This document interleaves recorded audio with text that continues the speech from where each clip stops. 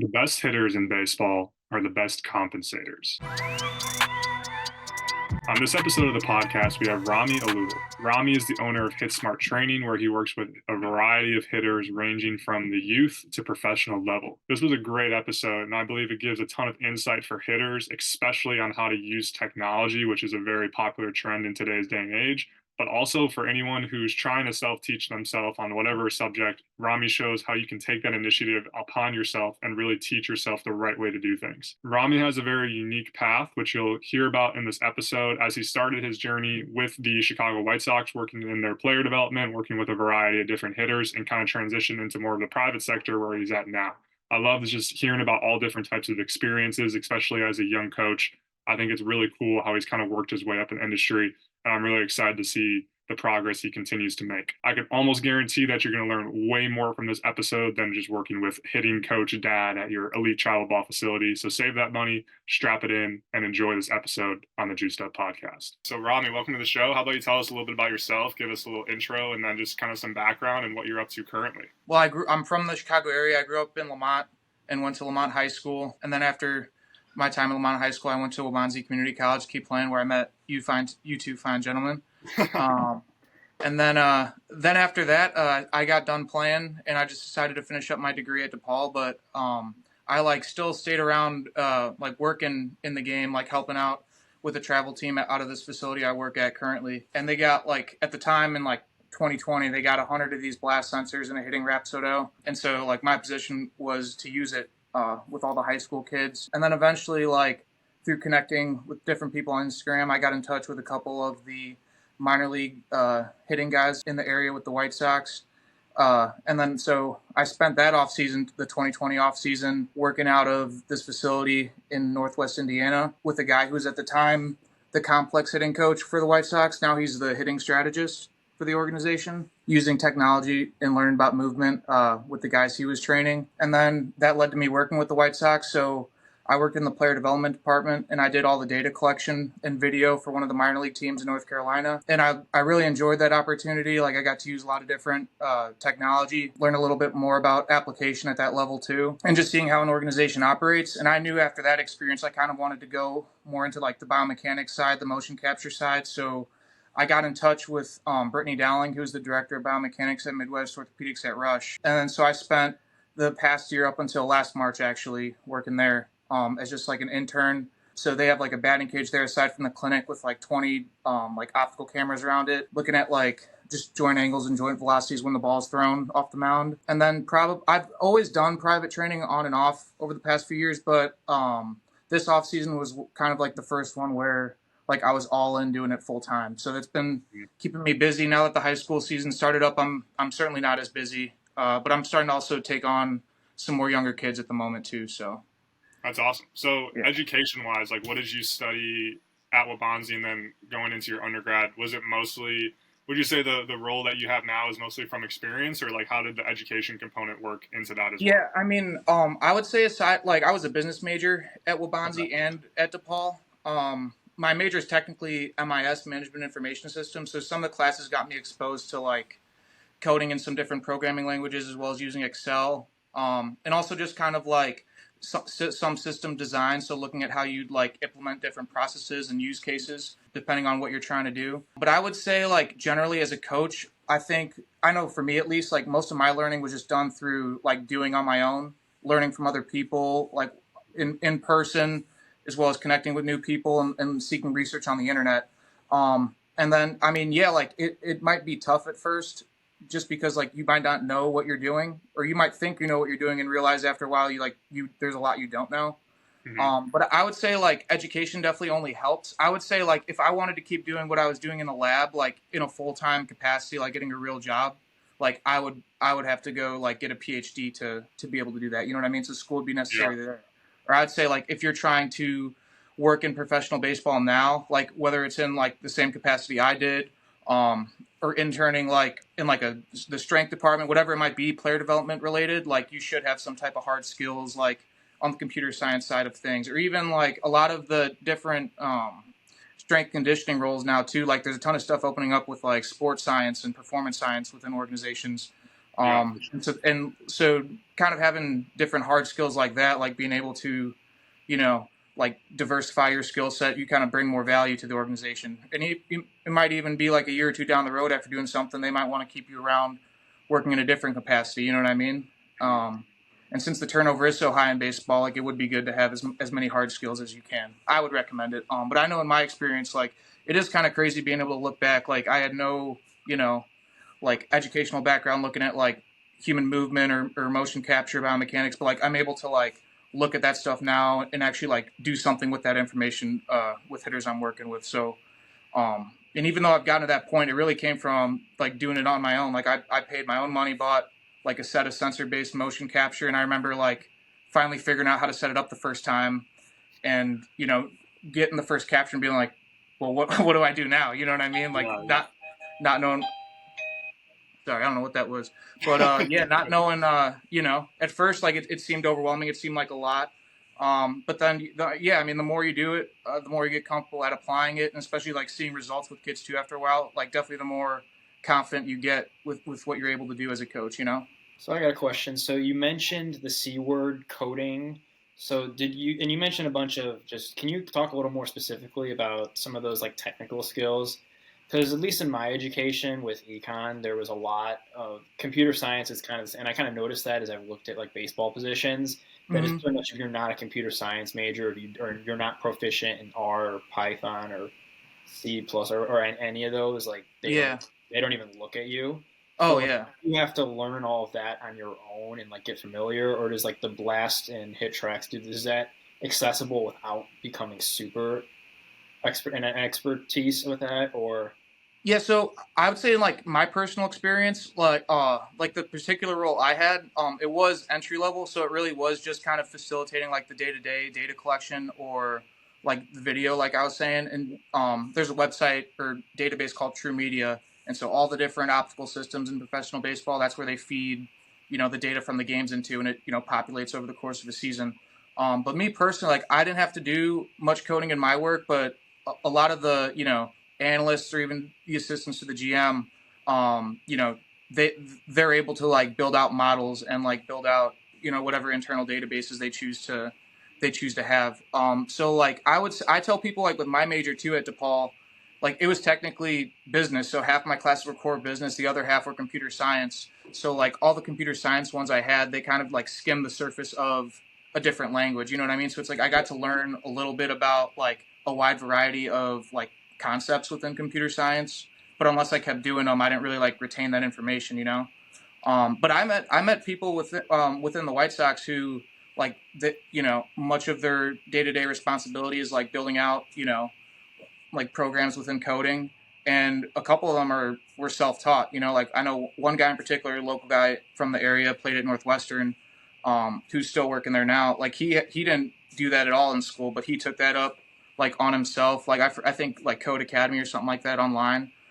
So it's certainly doable. And I would say like while the curriculum from a school does help, it is nice when you do it on your own. Like you're able to like show on your own initiative, on your own accord. Like you're able to like start something and see it through. You know what I mean? And like hold yourself accountable to do that. So I think there is some value if you do go that route and what it shows about you.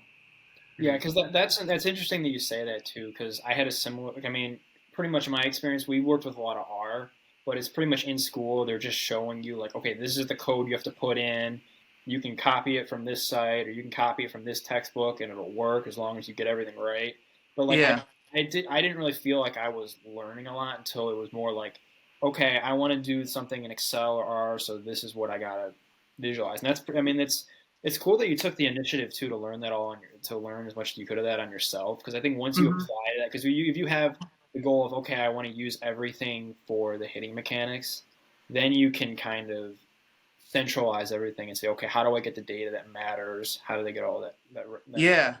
There? And I remember when I first got started doing all this stuff, like the original reason why like I wanted to do it was because I had just started up at DePaul, and I thought like, oh, like this will be perfect. I'm gonna be here working anyways, like helping out at some practices, and like I'll be able to use the data from these different systems. Like I'll be able to make some random, project, throw it up on my LinkedIn. You know what I'm saying? Like some type of computer science project that would have been good. But like I realized like it helped to like actually understand the metrics, you know. And then aside from like just understanding what each metric is, like, you know, like understanding like what's good, what's bad, and like the context of like how that metric is recorded, like not just from like the actual like meaning of that metric, but how that system actually determines that output. You know what I'm saying? Like, Yeah, that's really interesting.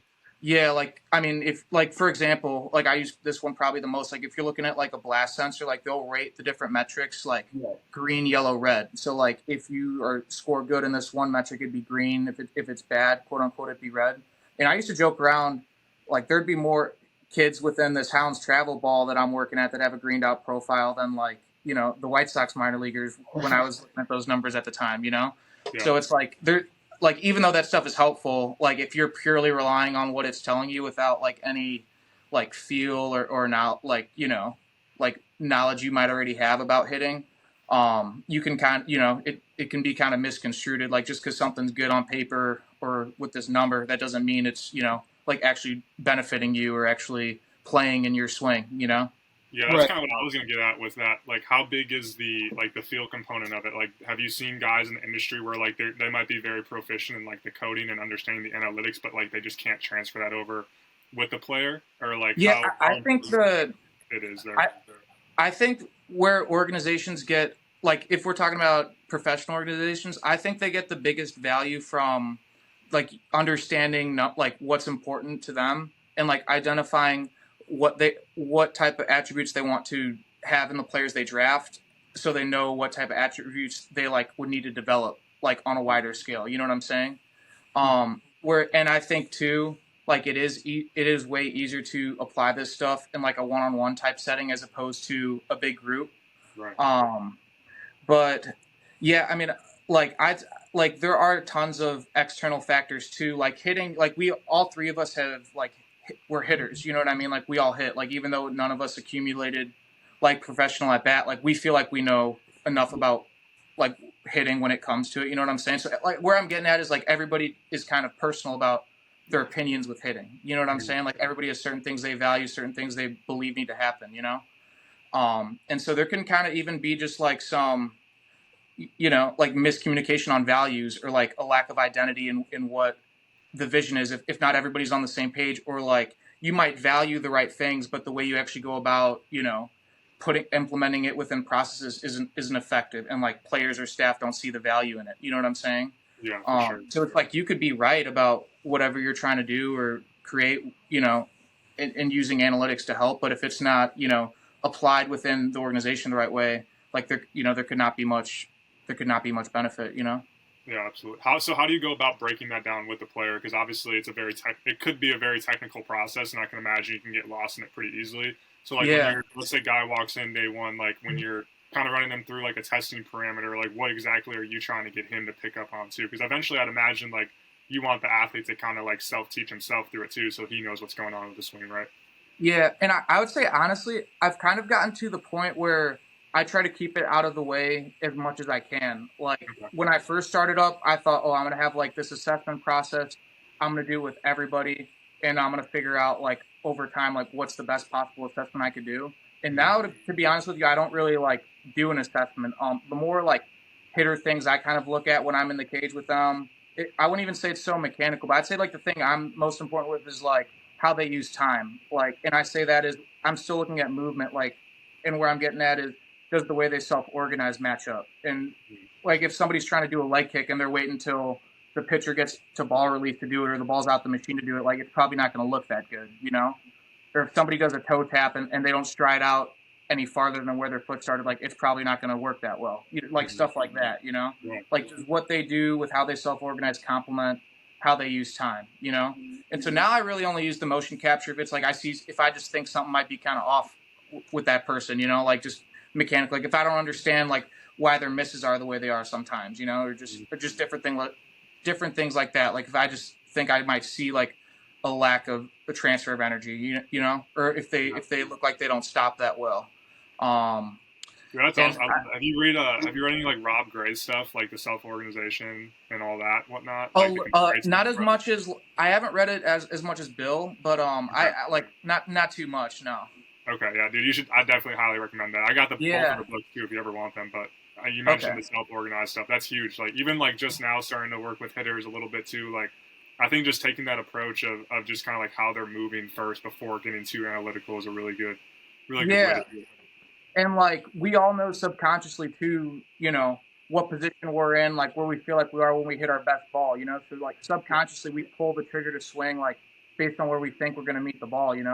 But if Hmm. we only like if we see like somebody's moving poorly, like especially when it's before they even swing, like sometimes just because they're literally not allowing themselves to have enough time to move the way they need to, like they might if they don't get something as simple as like they don't get their elbow back far enough, like you know what I mean? Like if they Yeah, have to rush back because they barely have any time to do it, like of course it's going to be hard to do it. Versus just thinking like, oh, they lack like the motor control or like the range of motion to be able to do that. So we're going to do all these different drills to be able to do that. yeah, Whereas I kind of try to affect time first to see if that can affect movement versus yeah. just purely looking at like, oh, this guy's moving bad. Like let's do some drills outside the cage to try to change it. So when you assess that on an individual basis, are you looking a lot at the result of like if maybe they have like a really weird leg kick or maybe their balance is kind of struggling but they're making consistent barrels? Do you go in and say like, okay, we need to change stuff because the timing looks off, or do you just look at okay, they're making good contact, now we can move to the next phase? Or what's like your progression maybe? I know you said you don't really use traditional assessments, but like how do Mm-hmm. you when you say like time and then how does that fit into the context with like all of the biomechanics and like what do hitters have to exhibit for you? Can you go into a little more detail about that? Yeah, I mean, so I try to set up the machine, like have something different about the cage, like every single time they come, like Okay. whether it's the speed of the ball or like the distance, or even doing two machines with two different pitches and looking how they handle it when I make it when it's random with pitches coming, kind of like how it would be off of a pitcher. And from to me, like the best hitters, like they don't always take the same swing. Like they aren't going to look the exact same, like hitting a high pitch compared to a low pitch. But in the way they self organize though is going to be consistent. Like the flow, like the pace of it, the tempo, they're going to get to a consistent spot. They're going to be in control of the trigger before of when they can actually swing before the ball's halfway to them. So if it's something that they're able to do in about as tough as a cage environment as I could make, like for me, then I'm not trying to change anything. Usually I try to change as little as possible, to be Yeah. honest, like in terms of just like the aesthetics of a swing or like a particular mechanic. um and two, like bat speed being as important as it is, or as talked about as it is, like so many of the guys I work with, like they already have like more bat speed in them, like more often than not. Like if they're going to hit off the tee and purely see like what's the fastest swing I could take with this blast sensor on, or even if it's like a BP fastball off the machine, like whatever they'd get, sure. But once there's some stress involved, like once there's some real variability, are they able to like still have a competitive bat speed like somewhere near that, their perceived max effort in an easier environment. So it's like before we talk about raising the entire ceiling, like we can get the floor when there's some stress to match when there is like limited stress, when there's like limited variability, where they are when there's that. Yeah. So like when you're looking at your hitters, like what are your kind of attributes that separate like the elite from guys that still need to kind of get to that level? I listened to like a clip once about guys even looking at some of big league hitters, like they don't even have like the top bat speed. Like, are you looking at bat speed as something with your kind of attributes, or like how are you like what are your kind of top three that you're looking at there? Like I would say top three attributes that I'd value the most would be like so I would say like you do need like a certain bat speed to play. Like I'm the type of person where like we don't need to have this 85, 90 mile an hour bat speed, or it's like if you hit the ball 110, like I don't really think it's worth trying to hit the ball 115 right now. Like there's probably other things to like tackle, you know what I'm saying? Right. But I would say like being able to hit the ball hard, because that way like you can, if you truly are able to do that, if you truly have that type of power, you're able to do it effortlessly. You know what I'm saying? Like to all parts of the field. Not just on like a ball you barrel up down the line.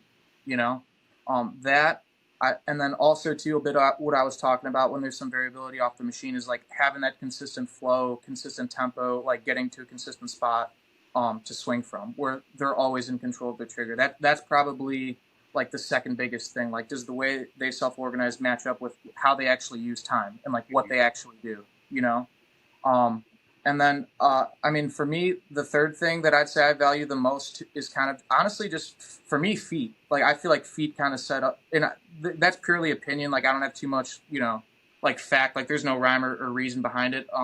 But for me, like, feet just kind of set up a lot of like what the rest of the body is going to do. Like, if somebody lands with their left foot completely square to the pitcher, like they're gonna have a real hard time like being able to turn that right hip into their left one. That left hip's gonna have to clear for the right one to come through. The hip and the ankle are like both ball and socket joints, so one mobility can be dependent on the other, like depending on what position that person's in or what movement they're doing.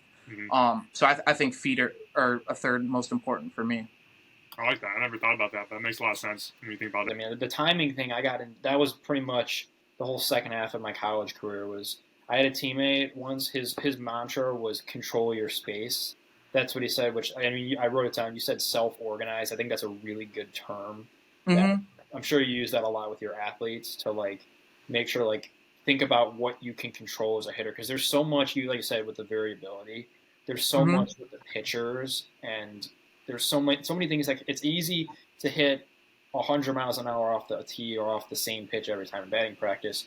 You start mixing things up. You mix up speeds and situations and games and different levels of whatever's going on in their life. I think that's really important to just. Yeah, and honestly too, like a decent amount of these high school kids I've been training this winter, they're all, like, I would say, like, of the top ones I train, like, they're all probably better athletes than they are baseball players, or at least they got to that point like earlier in their amateur careers, you know what I mean?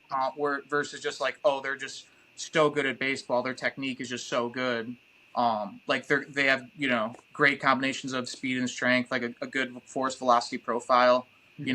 Like the guys that I get to work with who hit the ball the hardest, like they're able to do it like without really trying to, to be honest with you. Like they're able to go into that showcase setting, hit a ball 101, like hit a ball 98, but all they're trying to do is just take a good round of batting practice, like hit line drives, like up the middle, up the other way, like not taking a swing where they're clearly over swinging, just trying to like hit a number, So from a strength side of things, are you doing anything like specifically when you're working with your guys? Is it more like when they come to see you, or are you guys just swinging it? I know you do some stuff with the Proteus, but like, what are you doing like from a strength side of things, if anything, in that? Yeah.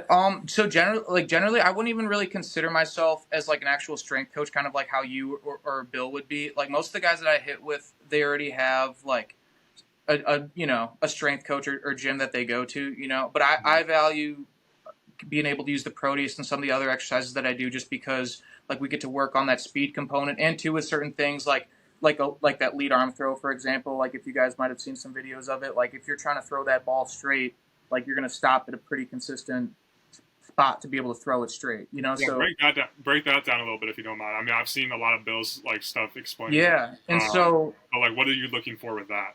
Yeah, so like each piece up our body is going to it's going to move faster than the one below it. Like everybody's hips are going to be like 600 to 900 degrees per second. Everybody's torso trunk is going to be like 700 to 1,000, and everybody's lead arm is going to be from like 900 to 1,300 degrees per second. So like the best hitters in the world, like they might not always move in a perfect sequence or have this like perfect distribution of energy, but like if I have a good enough bat speed, like chances are the lead arm is going to have 80% of the bat speed to pass it through. So an exercise like that, where you have the ball in your bottom hand with the lead arm and you're trying to load up like you would in the swing and throw it as hard as you can into the wall, and there's the gun behind you and you're trying to hit a number, over time, like you're transferring more speed from your arm to that ball, like therefore transferring more speed from, like your arm to the implement in your hand. When we look at it with motion capture, like compared to how guys move in their swing compared to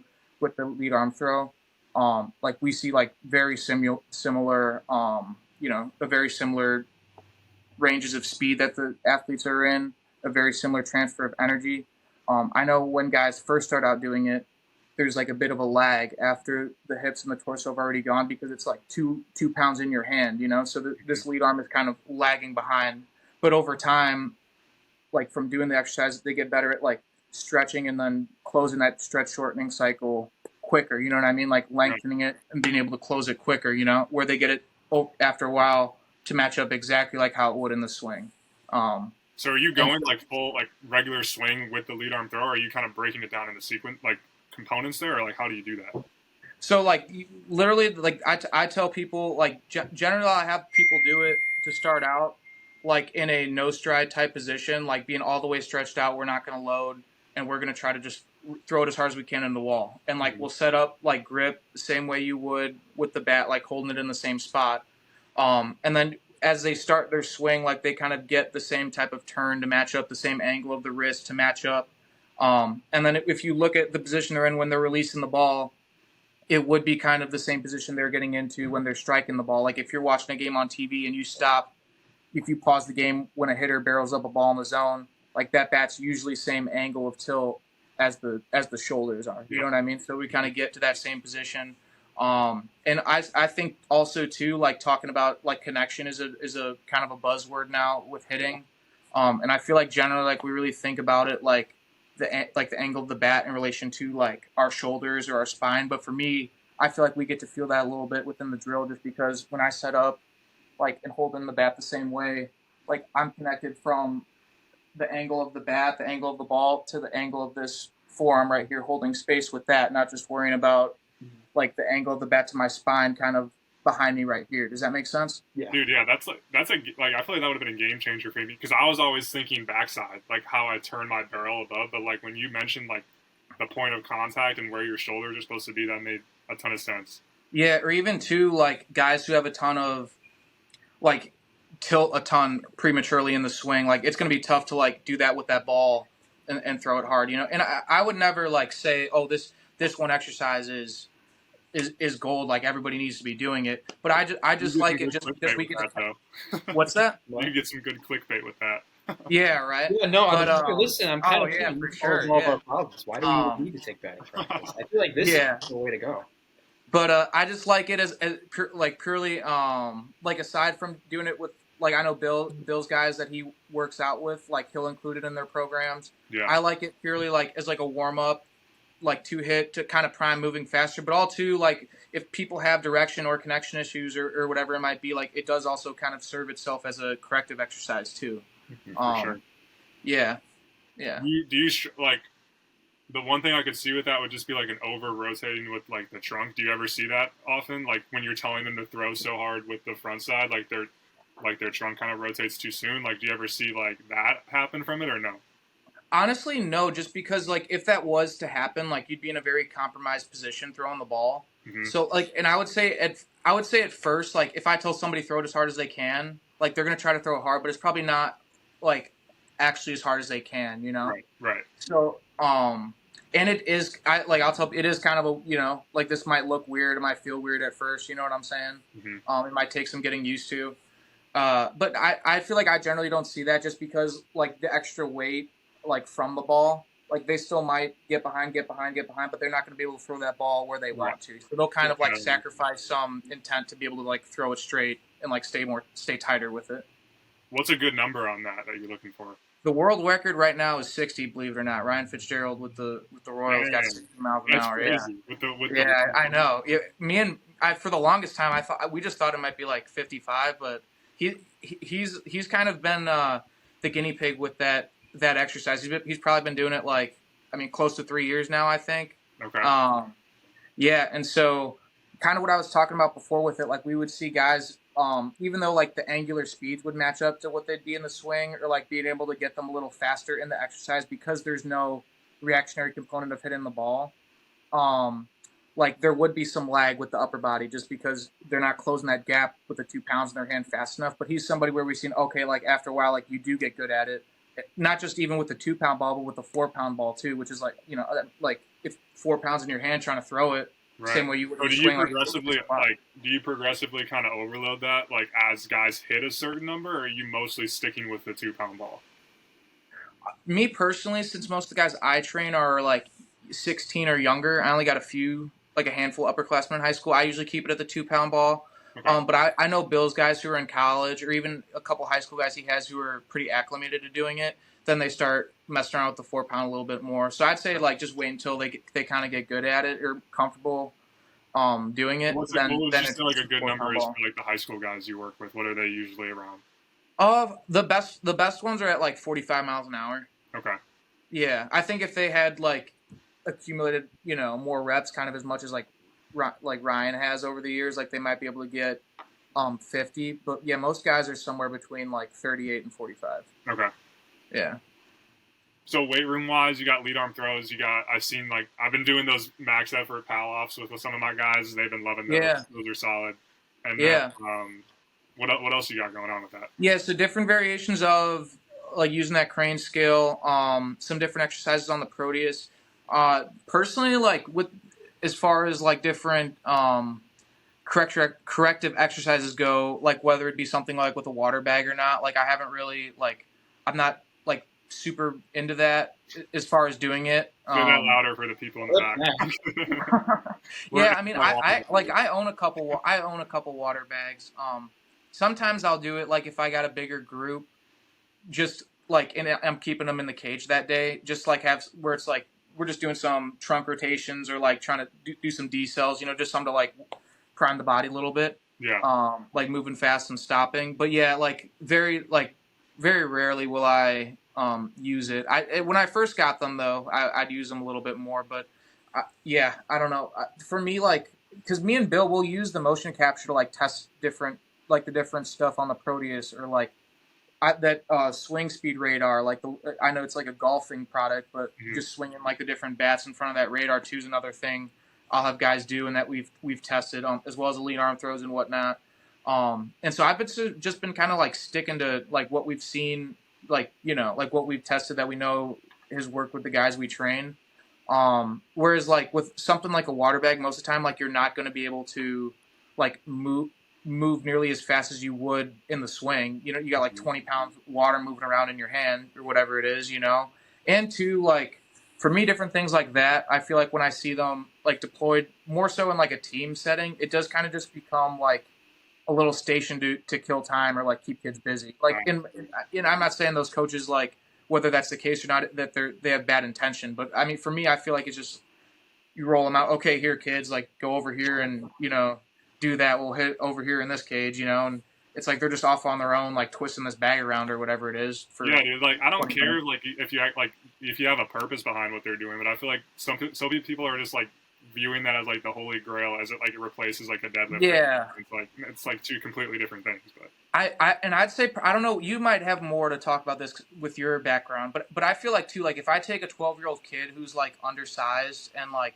whatever has physical limitations, like lacks stability in areas, and I give them this ball of instability, like in their hand to do an exercise, it might create some awareness, but I don't know if it really creates like more stability. Right. If we're talking about like you give a kid a med ball and it's like you tell them to go slam it, it's kind of like the same thing. Like they're not even slamming it hard. Like get them to teach intent first behind things before you go give them all these specific stuff. But yeah, and I guess like if you'd want to work like on something like super mechanical, like that, or like a specific like part of the technique, I could see some application. But then like you got the whole thing where it's like you got to make sure that that's what you're doing when there's some stress and you're not thinking about it, and that's if that's kind of how you approach every adjustment, then like you're always going to be fighting that gap. I feel like with the guys you train of trying to get trying to get stuff that they do in the game to match up with what they're trying to do at practice, Right. Yeah. Well, we don't even got to hit that now. You already answered our question on the water bag. we had that down. It's kind of become a running joke because I had a lot of friends at Franciscan that got really into the water bags, and it's kind of become a thing because I think me and Grant kind of have the same stance on it, where it's with a purpose, it can serve its thing, but to just act like it solved all the problems is a little. So it's something that's definitely being given more like credit than it's like actually doing. I feel like but yeah. So like explain like your kind of process with like your high schoolers and then your youth guys. Is there a big difference with like what you're trying to accomplish, or is the session kind of similar? Like how are you kind of breaking that up a little bit? For sure, I like that question a lot. I would say with both dynamics, like I'm trying to tell the player how to swing or like change the swing as like little as possible. Like if I don't see something, unless I see something that's like clearly going to hinder them this season or like really impact their season, like we don't get too caught up in like how the swing looks aesthetically. Mm-hmm. I would say for the older high school guys I train, like I know the seniors I got, like the kid I just hit with, Jalen House. He goes to Downers South. He's gonna be outfielder at NIU next year. Like I know for somebody like him, like we're working on hitting balls. Like today, like I have the ball at the top of the zone, like trying to handle that. Like for one, because that's an adjustment, or that's something he's gonna have to be able to do at the next level to like be productive. Everybody with a good four seam is trying to throw it at the top of the zone, get you to chase or get you to miss. Yep. And two, even just like we also did, like where I just set it up on the outer third, like sometimes even like a ball off the zone missing and like hitting that for rounds because that's probably where he's going to get pitched a lot, unless the pitcher on the mound that day is willing to go right at him, Mm-hmm. And same thing with some of the other guys I got. Like I know like a senior I train over at Kenwood, Savion Flowers, like the same type of adjustments or same type of tendencies we're working on too, like being able to stay on top of the high pitch, like not getting beat under plane.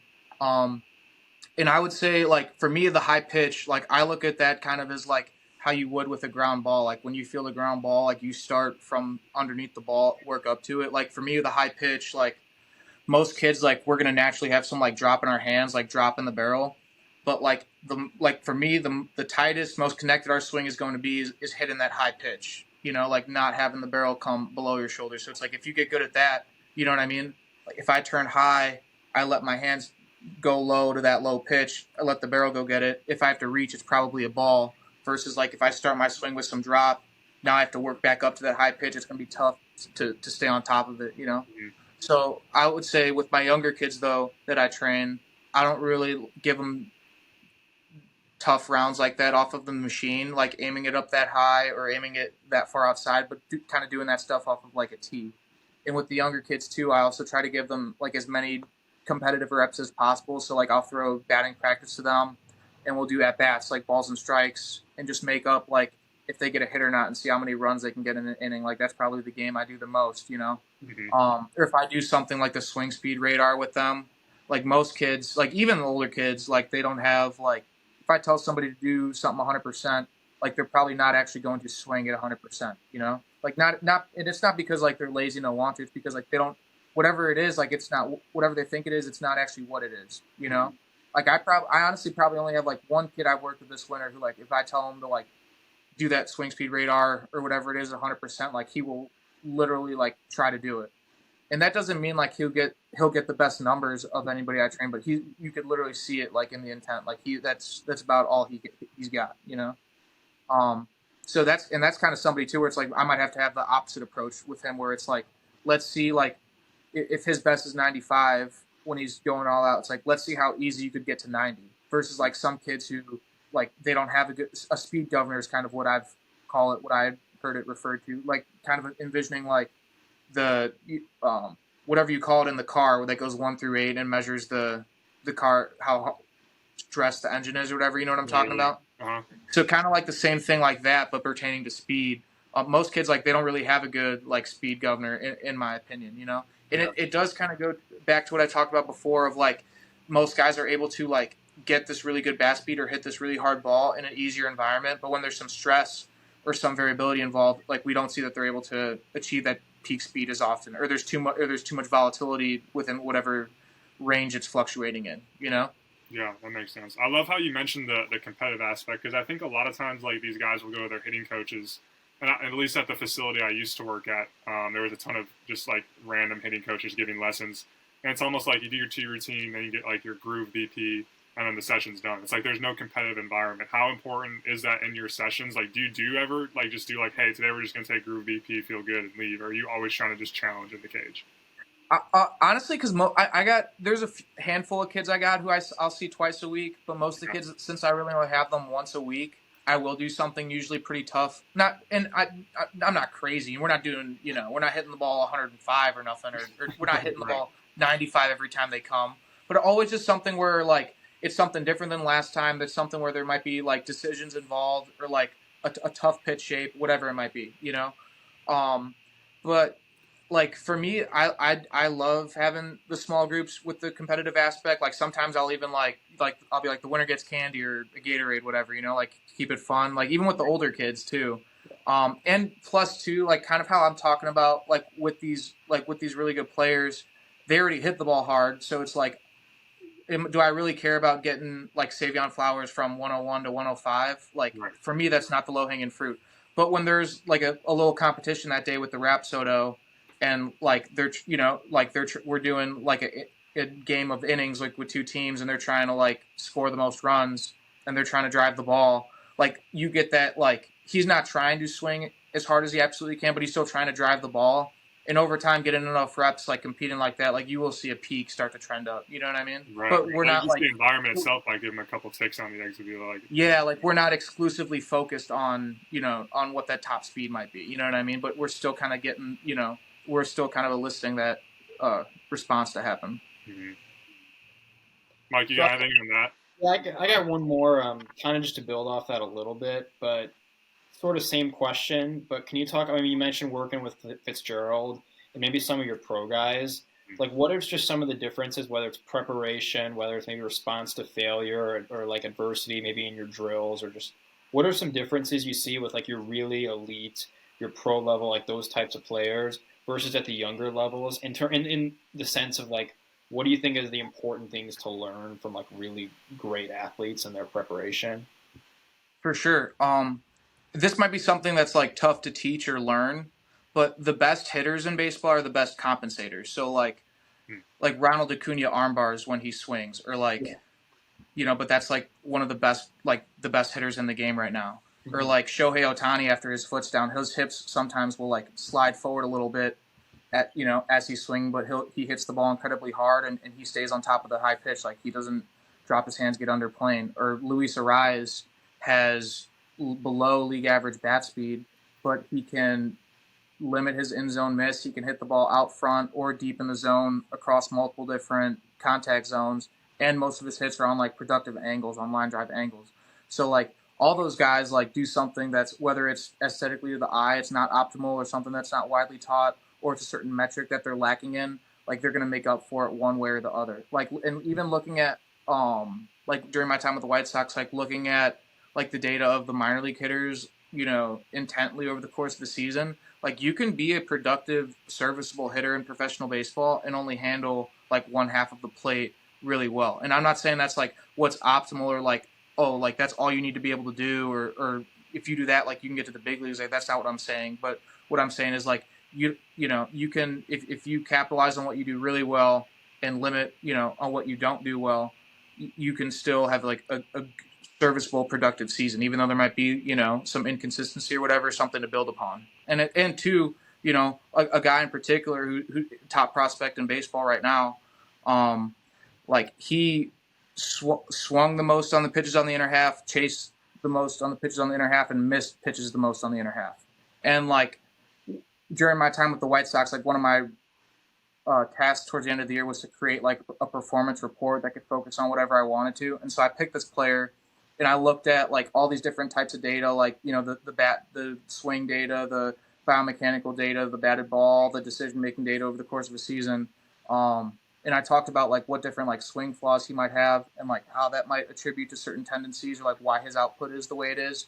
And then when it came time to like say, okay, like what are we going to address? Like what changes are we going to make? For me, like that, the easiest thing for that person to do in the middle of the season is to just like not swing at the inner half as much, like in the short term, immediate. And like that doesn't mean pitchers aren't going to go there, like that doesn't mean that like you're going to be able to get away, but just like right now with how well you are handling the outer half or everything else, like capitalize on that, like be ready for that. Like sometimes I wouldn't say the number might be different for a professional season, but you think about like a college season, like 60 some games, like 6 to 8 meatball pitches that you happen to be ready for, pitches that are in your hot zone, like your wheelhouse that you connected on, versus like, oh, I just missed that, or just got under that, or wasn't ready for it, like sometimes that's the difference between a good or a great season, versus like thinking like, oh, it's, every single pitch, like you could have done something differently. You know what I mean?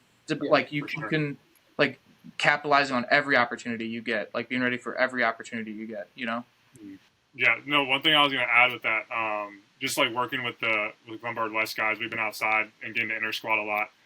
One big thing I see like with a lot of just high school hitters is just like a passive approach, and like not necessarily being aggressive early, like having an intent to do damage early in the count, whether it's runners in scoring position or something like that. It's almost like we take too many fastballs. Like how have you seen that with some of the hitters you work with?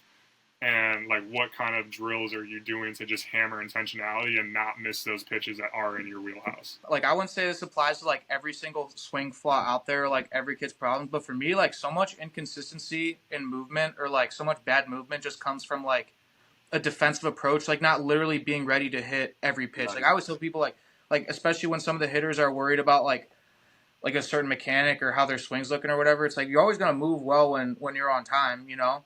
And like you know, like I'm not. If this was true, like then everybody would do it. But like, chances are, like if you get going, you know, as the pitcher's going, same rhythm with him, like you'd probably be ready to hit the ball, you know. Right. But like, yeah, I mean, if I'm early, I have room to adjust. But if I'm late, you know, unless I like I can't make up for time I don't have. You know what I mean?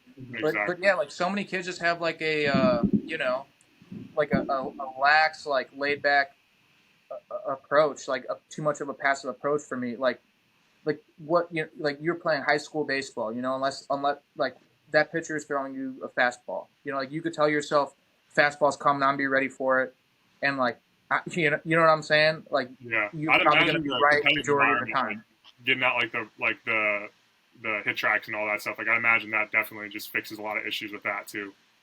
Wait, like, what's that? I said, imagine like just having the competitive environment, like with like the hit tracks and like trying to score the most runs, like that's gotta fix like the passive approach too, right? That, and I think like when I do the two machines too, like when I do random pitches with the kids, like they're taking all these swings like off of like, especially if I use like a foam light flight type ball, like off of a tough pitch shape, you know what I mean? And they're trying to hit the ball hard.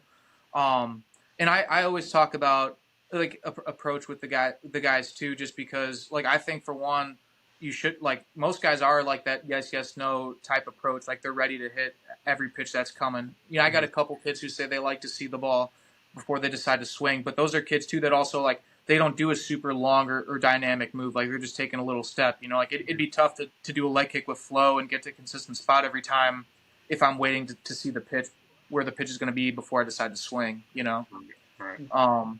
But yeah, like you know, if for me, like the average high school hitter, if they just told themselves like every pitch, like fastball's coming on, be ready to crush it. Like, you know, like they're probably going to be right. They're probably going to feel comfortable more often than not. You know, like what do you got to lose? What else would you really be thinking about? You know, Absolutely. like I know some kids too. Like you might be worried about calling, you know, like having a good eye, like you know, not expanding the zone too much, but like you got to pick up what that umpire's doing that day. Like how I've seen, you know, I've looked at like a TrackMan on the iPad and during a minor league game and seen somebody get struck out, and all the called strikes were balls on the TrackMan. You know what I mean? So it's like that profession. How you hear about Angel Hernandez, whatever other umpires there are in the MLB people, you know, want to talk about. Like, how do you think the 22-year-old kid coming to the park at 4:30 is going to be? You know what I mean? Or if he's got to go let the dog out at home or something or whatever, you know, like end of the game, it's cold. Like, you know, they're opening it up.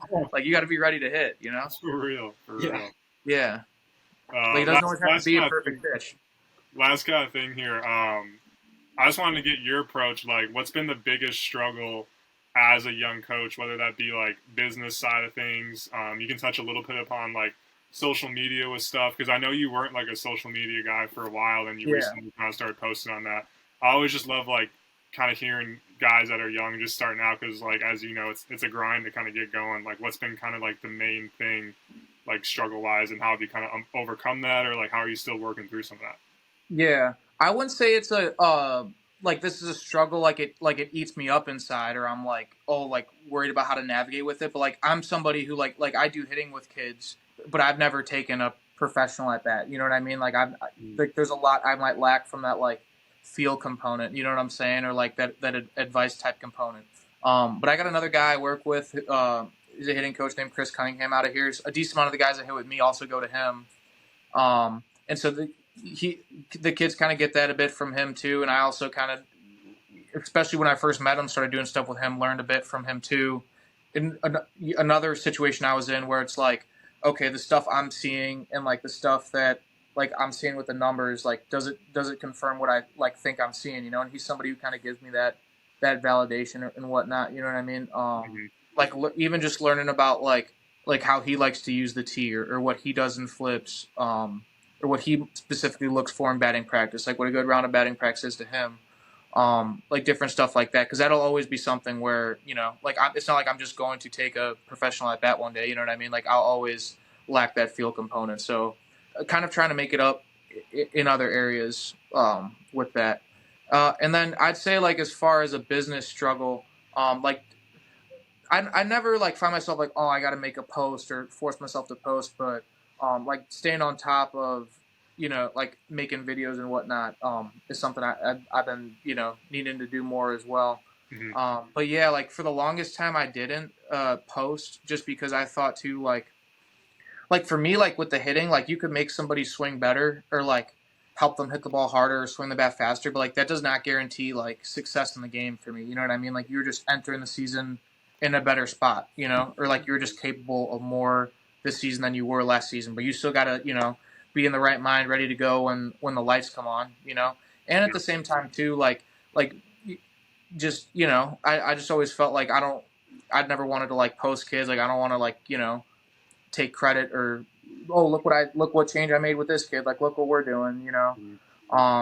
But like I realized, you know, it does like help my image. Like I have gotten to that point like where I am busy, you know what I mean? And it does like help me to have something to show, you know. So I still you know, I've enjoyed it like growing a following and whatnot, and it's kind of given me something new to like do. I do, you know, it is kind of fun trying to like come up with different ideas for videos and whatnot, staying creative. And when I get deeper into it, like as time goes on, like being able to like kind of like how you or Bill are good at this, like being able to take like a complex topic and like break it down into like a post or video format, you know, like and being able to make that information digestible to like a parent or coach or a player, you know. Yeah, bro. Well, I'm a huge fan of the Instagram account. I'm glad you started posting it, and like I think that's a huge thing too. Like when you first start posting, like you have that fear that like you're trying to like show your way is the best, but trust me, man, like I haven't gotten that once from any of your stuff, and I mean that's just not the type of person you are, so I wouldn't fear that too much. But once you get sure nobody cares. You're posting now. It's been awesome following your journey for sure. No, you as well. Appreciate it. But that's all I got on kind of everything there. Nard, you got anything else? Or Rami, you got any closing remarks, any advice for any listeners, all our 11 subscribers out there? No, I mean, I would say if you're, you know, a younger kid out there, like if you're like in high school or below, like the chances are like you probably benefit from just like eating more and like crushing the weight room, like getting bigger and stronger. Like I feel like the average kid is just so undersized and they're so caught up in like, you know, being able to hit the ball 100 or throw the ball 95 or whatever. Like when I worked with the White Sox, like when I was in the clubhouse with the players, like not all of them are these like 6 foot whatever towering monsters, but they're all pound for pound strong and they're all, you know, explosive rotational athletes. But yeah, like I mean, there's some kids I've hit with where it's like they'd be better off like eating a Big Mac every day for a month and not coming in here than coming to hit here once or twice a week. But yeah, like making sure you're eating enough as a kid, because the older you get, you know, like it's just you're gonna get to a point where it's like I wish I started that sooner, you know. Go eat a Big Mac before you start water bagging. I think that might be the closing remark for the podcast. Yeah. Awesome, man. Well, I appreciate you being on here. This was a great show. Thanks for your time. This was really informative for me too, so I know our listeners will be as well. I appreciate it. No, thanks for the opportunity. Yeah. All right, man. Well, thank you guys for listening, and as always, stay juicy.